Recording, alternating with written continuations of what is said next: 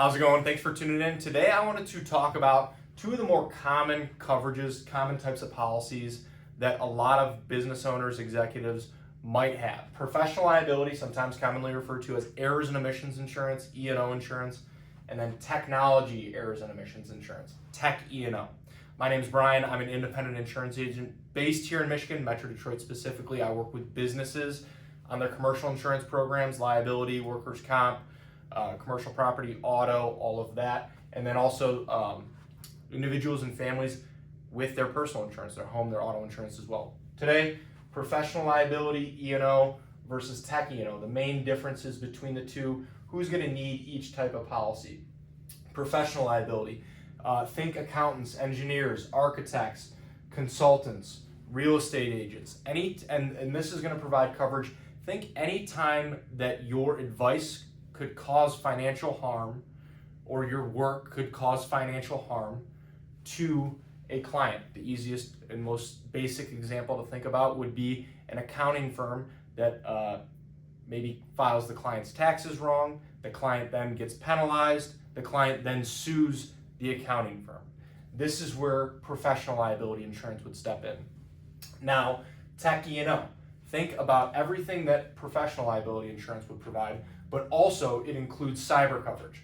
So it's going to include coverage for data breaches, ransomware attacks, and everything related to a technology product or service that a tech company might provide to their clients, and then the potential system errors, software failures, data migration issues that could come with that product or service.